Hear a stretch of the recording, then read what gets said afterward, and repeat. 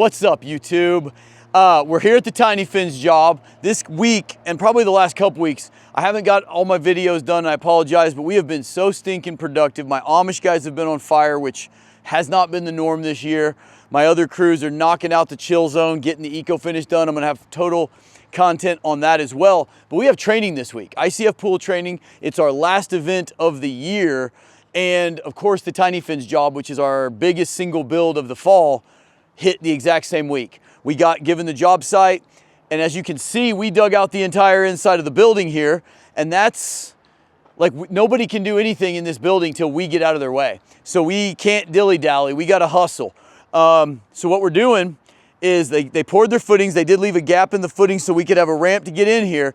And where Eric is standing with the camera is actually gonna be kind of a gallery where the parents can sit and watch behind a glass wall. And then this area of the building is where the pools are.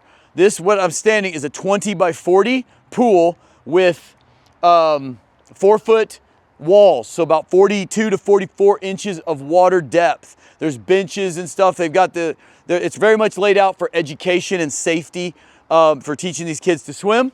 And then this pool over here that is gonna only be about 4 feet apart is 27 by 50, I believe. And it's got some stairs that are gonna come down here. When the stairs end, it's gonna have a stair width flat spot on the floor, and then it is gonna begin a gentle slope all the way to the deep end. And that is going to give them one extra block high, so 16 inches deeper in that end. So you're gonna have about 5 feet of water depth down there, little over. But that's the pools. They're pretty simple, honestly. They're just very tight. As you can see, we've undermined the footings, which we know about. And what we have to do there is when we pour our walls, we'll only be a couple of feet away from these footings. And because the zone of influence, meaning the pressure that these footings put down, is basically the dirt going down at a 45 degree, and we've cut straight down at 90 degrees. So we've got this zone that we have weakened the dirt under the footings. What the engineers want us to do, instead of using gravel backfill up to the bottom of the footings, up to that point, we have to use flowable fill, which is it's kind of a concrete product. I'll show you guys that in a couple weeks, tell you all about how that works. But that was the workaround to how tight this is and having us dig where we have to dig to put the pools. So guys, it's a really cool project, and I'm gonna probably in the rest of this video show you how the training's going. We just got this job given to us 48 hours ago. They dug this entire pool, probably hauled off 50 loads of dirt, and now we have training in 2 days. I got Aquamatics, Jeff Garrett and Sam from Element are flying in tonight, and I'm taking them around the Ozarks tomorrow. Then training starts, and we're gonna pour this floor on Friday, which is pretty wild. We're 5 days after we got the job, and we're gonna do that for training. And we're gonna do our little blowout and our little monopore on this site and just do it all here. I got permission from the owners to do that instead of doing it at the warehouse. So this is gonna be a really special training is what it's turning into. By the time you guys are seeing this, we're wrapping it up. But guys, this is gonna be a really, really awesome project.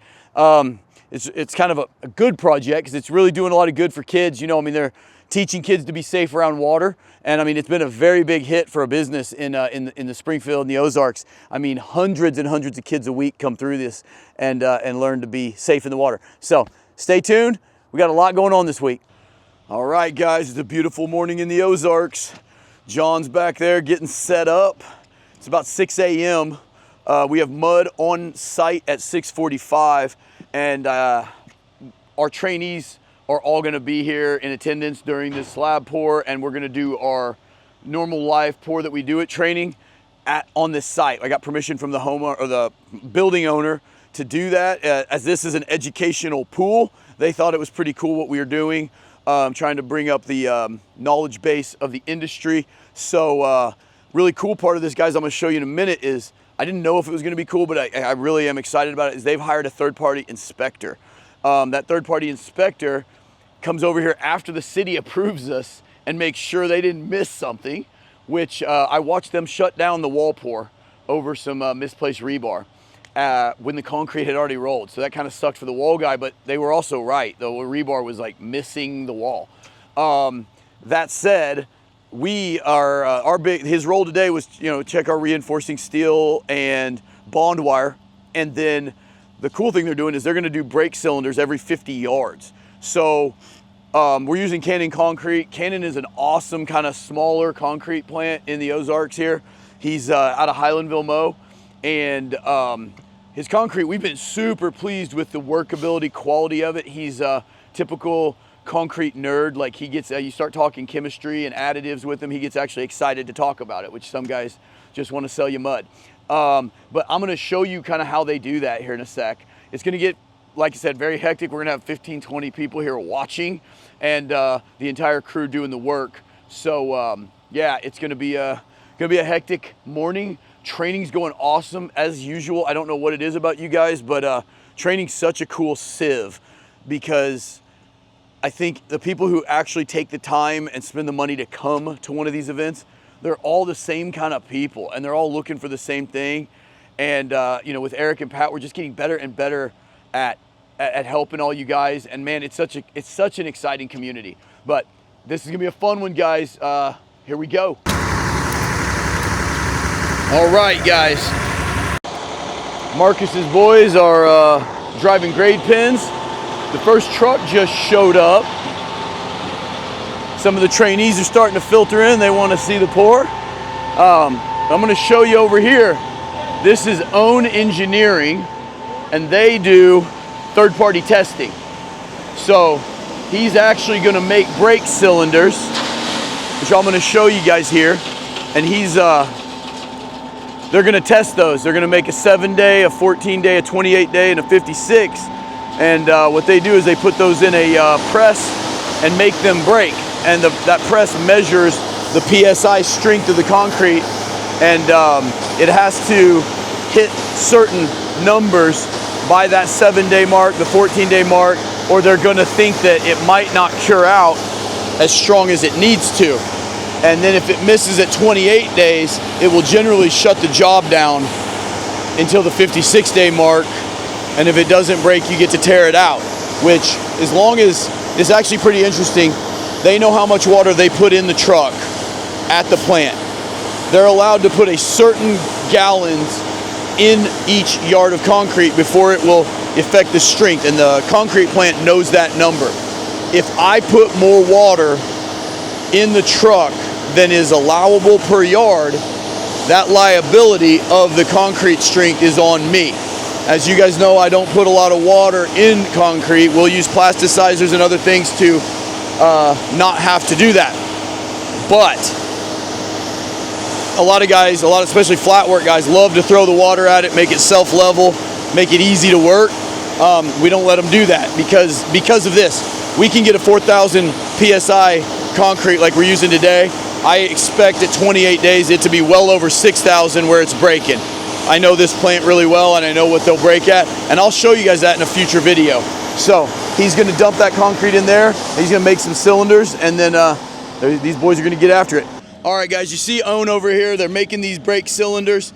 They'll have a couple for each date. You know, like I said, they do, is it 7, 14, 28, and 56? Is that how you? We do one 7-day, 3 28s, and one extra. Okay, you have one extra for the 28. Because then if between the 7-day and the 28-day doesn't make strength, we could break one between then, or have one for a 56-day break. There you go. Okay, guys, so I kind of explained it right a minute ago, but like I said, with Cannon, we're not going to have to go beyond that 28-day break. It's going to look really good at 7. It always does. So he makes all these, and then he's got another set of them to make 50 yards from now. So pretty cool process, and it, like I said, even though some people might think that it's setting you up to get screwed, it's actually protecting you because you're using good concrete. It's not on you if there's a problem. Okay, guys, so right after that, we got to pouring, and I kind of sped all this up so we could get through it, but the pour went great. We had Marcus Winstead's boys in here doing all the heavy lifting. I was obviously kind of doing a meet and greet with the trainees, and that had arrived that morning, and they were kind of just sitting back and watching, because like several of them, if not at least half of them, are heading home to start their own first pool builds right away. Several of them were going to be helping start a business and get going, so it's going to be awesome. Because these things were pretty flat, we actually power troweled the finish It's not necessary to get it that good for a pool floor, but why not? Marcus's guys are team players and got it very slick. In fact, we were over there today finishing up training, and it started to rain. I was in my flip-flops. I know that's shocking, and a little surprise. It was very slick. Then we moved over to the training pour, and we showed off what we always do at training. We did a blowout, which I don't think anyone else teaches people how to deal with and mitigate. But obviously, that's one of the worst things that can happen to you on a pour day. And we always try to show it off at training unless the weather just completely cancels a pour like it did back last winter when it was like negative temperatures. But we just go through, we rig a wall, we booby trap it to fail, and then we show them how to quickly, cleanly, safely fix it and go back to pouring. Then we demoed our mono pour for them. And then today we actually demoed Eco Finish. We went over Renolit.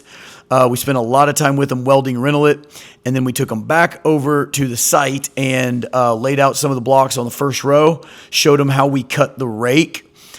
This pool having a very shallow slope, the rake was a little harder to show than a typical slope, how to cut it, but they got a lot out of that and just really following along. Eric's guidebook has all this in there, but seeing it in person, seeing me do it, is just a big, big visual aid.